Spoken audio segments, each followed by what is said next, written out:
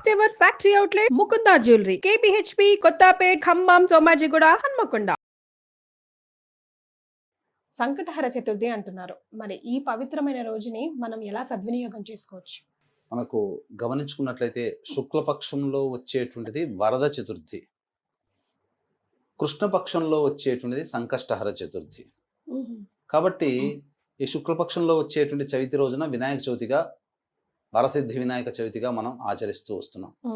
కానీ సంకష్టహర చతుర్థి మాత్రము కృష్ణపక్షంలో వచ్చేటువంటి చవితి తిథి రోజున.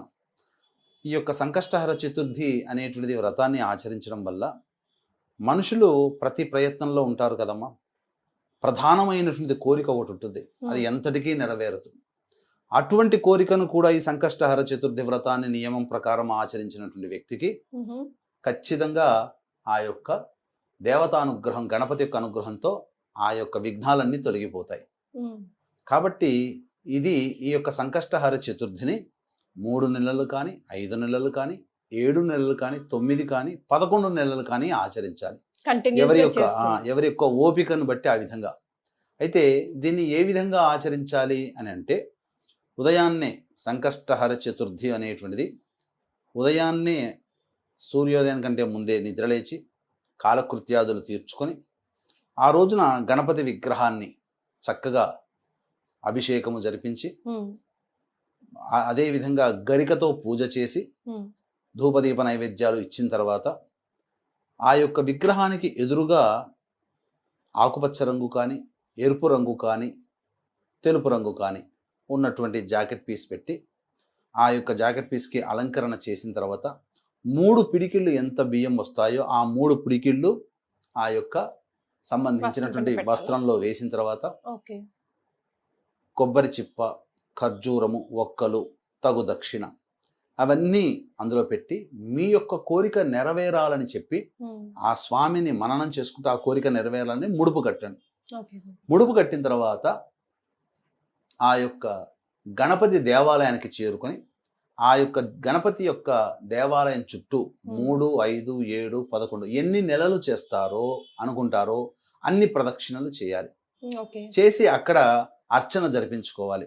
తదనంతరం ఇంటికి వచ్చి ఆ రోజు వినాయకుడు సంబంధించినటువంటి వృత్తాంతాలు, వినాయకుని అష్టోత్తరాలు, సహస్రనామాలు ఇవన్నీ పారాయణం చేసుకుంటూ మధ్యాహ్నం కూడా నిద్రించకుండా ఉపవాస నియమాన్ని పాటిస్తూ చంద్రోదయం అయిన తర్వాత ఆ ముడుపు కట్టినటువంటి బియ్యం ఏదైతే ఉంటుందో ఆ బియ్యాన్ని ఆ బియ్యంతో పిండి చేసి కుడుములు కానీ, లేకపోతే ఆ బియ్యంతో పాయసం కానీ చేసి నైవేద్యం పెట్టి అప్పుడు ఆ నైవేద్యాన్ని భుజించినటువంటి వ్యక్తికి గణపతి యొక్క అనుగ్రహం కలుగుతుంది. ఇది సంకష్టహర చతుర్థి రోజున చేసేటువంటి నియమం. ఇక 3 నెలలు, 5 నెలలు, 7 నెలలు, 9 నెలలు అనుకుంటాం కదమ్మా. ఆ యొక్క కంప్లీట్ అయిపోయిన తర్వాత ఆ రోజున ఇంట్లో కానీ, లేకపోతే దేవాలయంలో చేసేటట్టయితే దేవాలయంలో కానీ గణపతి హోమాన్ని జరిపించుకోవాలి. విశేషంగా జరిపించుకుంటే ఇంకా శీఘ్రమైనటువంటి ఫలితాలు వస్తాయి. ఈ సంకష్టహర చతుర్థి యొక్క మహత్యాన్ని సంబంధించి తెలిపేటువంటి ఒక గొప్ప గాథ ఒకటి ఉందమ్మా. గణపతి యొక్క మహాపరమ భక్తుడైనటువంటి భృగుండి అనేటువంటి యొక్క మునీశ్వరుడి దగ్గర నుంచి ఇంద్రలోకం నుంచి వచ్చి కొంత ఆ మహర్షి దగ్గర ఉండి తన యొక్క కార్యం అంతా అయిపోయిన తర్వాత తిరిగి తన విమానంలో ఇంద్రలోకానికి వెళుతూ ఉంటుంటే సురసేనుడు అనేటువంటి ఒక రాజు పరిపాలిస్తున్నటువంటి రాజ్యంలో ఉన్నటువంటి ఒక పాపాత్ముడి యొక్క దృష్టి ఆ యొక్క విమానం మీద పడడం ద్వారా అర్ధాంతరంగా ఆగిపోయింది. ఇప్పుడు మనకు గనక అకస్మాత్తుగా ల్యాండ్ అయినటువంటి విమానం అని చెప్పి మనకు రన్వేలో ఎట్లయితే వస్తుంటే వేరే దేశానికి పోతూ సడన్ గా సాంకేతిక లోపంతో పలానా దేశంలో ఆగిపోయిన విమానం అని అంటుంటారు కదా. అలాగా ఆ యొక్క పాపాత్ముడి యొక్క దృష్టి ఇంద్రుని యొక్క విమానం మీద పడడం వల్ల ఆ విధంగా సురసేనుడు అనేటువంటి ఒక రాజు యొక్క రాజ్యంలో ఆగిపోతుంది. అది ఇంద్రుని యొక్క విమానం కాబట్టి పగలే మెరుమిట్లు గొలిపేటువంటి కాంతితో మెరుస్తూ దగదగదగా ఉంటుంది. అప్పుడు ఆ వింతైనటువంటి ఆకారాన్ని చూడడానికి ప్రజలంతా ఎగబడడం, ఈ వార్త ఆ నోట ఈ నోట సురసేనుడు రాజు దగ్గరికి చేరడం, ఆ రాజు కూడా ఆ విమానాన్ని చూడడానికి రావడం, అది చూసిన తర్వాత అప్పుడు కుశల ప్రశ్నలు వేశాడు ఇంద్రుని. ఎందుకు ఆగిపోయింది ఇలా అంటే, అప్పుడు మీ రాజ్యంలో ఎవరో మహాపాపాత్ములు ఉన్నారు, వారి దృష్టి సోకడం వల్ల నా విమానం ఆగిపోయింది, మరి ఎట్లా దీన్ని ఆ విమానం మళ్ళీ తిరిగి ప్రయాణం కావాలంటే ఎలా అంటే ఈరోజు పంచమి తిథి, నిన్న సంకష్టహర చతుర్థి ఉంది. కాబట్టి ఈ సంకష్టహర చతుర్థి నాడు ఉపవాస నియమాన్ని పాటించి, గణపతి కోసమే ఉపవాస నియమాన్ని పాటించినటువంటి వ్యక్తి తన పుణ్య ఫలితాన్ని గనక ధారపోస్తే నా విమానం బయలుదేరుతుంది అని చెప్తాడు. అంతటా ఆ సురసేనుడు భటులందరినీ పంపించేసి నిన్న ఎవరైనా వ్రతం చేశారని చెప్పి తన రాజ్యంలో ఉన్నటువంటి అందరినీ కూడా కనుక్కున్నారు. అందరూ కూడా నిశ్చేష్టులైపోయి ఉత్త చేతులతో తిరిగి వచ్చేసేసారు. ఎవ్వరూ చేయలేదు. తర్వాత ఎవరు ఈ యొక్క మన రాజ్యంలో వ్రతాన్ని ఆచరించలేదా, పుణ్యాన్ని సంపాదించుకోలేదని చెప్పి బాధపడుతుంటే అటుగా ఒక స్త్రీమూర్తి మృతదేహాన్ని తీసుకొని వెళుతూ వాళ్ళ బంధువులు కనబడుతూ వెళ్తున్నట్టు దృశ్యం కనిపించింది. అంతటా గణేష దూత ఏం చెప్పాడనంటే, ఈ స్త్రీమూర్తి ఎందుకు ఇలా జరిగిపోయిందనంటే, నిన్నంతా కూడా ఎటువంటి ఆహారం తినకుండా ఉంది, పైగా ఆహారం తినకుండా ఉండడం వల్ల గణేష వ్రతం, నిన్న సంకష్టహర చతుర్థి, గణేష వ్రతం అనేటువంటి ఆచరించిన ఫలితం ఆమెకు దక్కింది. తరువాత ఎప్పుడో రాత్రి భోజనం చేసింది అని చెప్పడంతో, సంకష్టహర చతుర్థి నియమం ఏంటి, ఆ రోజంతా ఉపవాసం ఉండాలి, చంద్రోదయం అయిన తర్వాత భోజనం చేయాలి. ఆ స్త్రీమూర్తి చంద్రోదయం అయినటువంటి తర్వాత భోజనం చేయడం వల్ల తనకి తెలియకుండానే సంకష్టహర చతుర్థి వ్రతాన్ని ఆచరించింది. కాబట్టి ఈమెను మేము గణేష లోకానికి తీసుకుని వెళ్ళిపోతున్నాము అని చెప్పి గణేష దూత చెప్పాడు.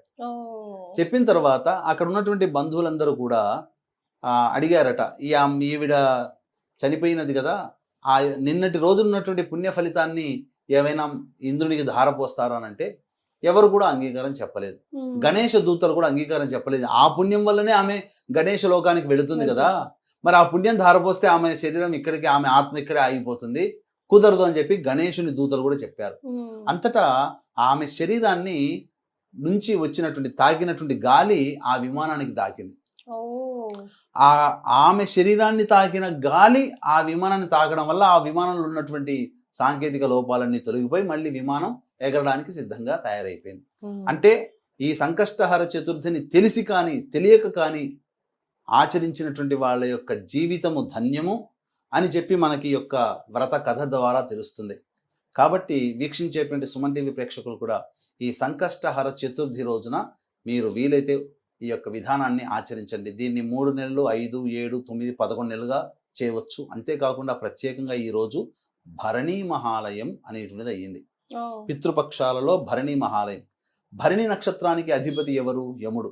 కాబట్టి ఎవరైతే ఈ రోజున పిండ ప్రధాన కార్యక్రమాలు అనేటువంటివి చేస్తారో అటువంటి వారు ఎవరి కోసమైతే చేసినారో అటువంటి వారికి యమలోకంలో నరక బాధను తప్పిస్తాడట.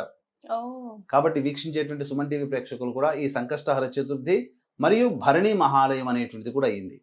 కాబట్టి ఇక్కడ చాలా మందికి ఒక డౌట్ రావచ్చు, ఈ సంకష్టహర చతుర్థి వ్రతాన్ని ఆచరిస్తున్న వాళ్ళు భరణీ మహాలయం చేయవచ్చునా అంటే, ఆడవాళ్ళు ఈ వ్రతాన్ని భార్యలు ఆచరించవచ్చు, భర్త యొక్క పితృదేవత ఆరాధన చేయవచ్చు. ఒకవైపు ఒకే రోజున పితృదేవతారాధన, దేవతా ఆరాధన ఈ రెండు ఒకే రోజు కలిసి రావడం అనేటువంటిది చాలా అరుదుగా ఉంటుంది. కాబట్టి ఈ రెండు చేయవచ్చునమ్మా. జనరల్ గా గురుగారు కొందరు ఇళ్లలో నేను స్వయంగా చూశాను. మీరు ఇప్పుడు ఈ సమాధానం వచ్చింది కాబట్టి నాకు ప్రశ్న వచ్చింది. అంటే పితృదేవతలకి దీపారాధన చేస్తున్నాం, ఫోటోకి దీపారాధన చేస్తున్నాము కాబట్టి ఇంట్లో దేవునికి దీపారాధన చేయకూడదు అని ఒక నియమం పెట్టుకుంటారు గురుగారు. అది ఎంతవరకు తప్పమ్మా? అది తప్పు. ఎందుకనంటే మా ఇంట్లో కూడా మా తాతగారి తద్దినం అనేటువంటిది చేస్తాం ప్రతి సంవత్సరం. మా నాయనమ్మ గారి తద్దినం, తాతగారి తద్దినం, మా నాన్నగారు, మా బాబాయిలు అందరూ కలిసి చేస్తారు ఒకే చోట. మరి మా ఇంట్లో చేసే వంతు వచ్చినప్పుడు అందరూ వస్తారు కదా, ఆ రోజు ఉదయాన్నే కర్తగా ఎవరైతే ఉంటారో నాన్నగారు, బాబాయిలు వీళ్ళందరూ కదా, నేను చూస్తూ ఉన్నాను. శాస్త్ర ప్రకారము మొట్టమొదటి దేవతారాధన చేసేస్తారు ఆ సమయానికి. చేసేసిన తర్వాత పితృ కార్యక్రమాలు చేస్తారు. దేవతా పూజ మానకూడదు అస్సలు. అది మాత్రం మన భ్రమ అసలు అలా కాదు. రైట్.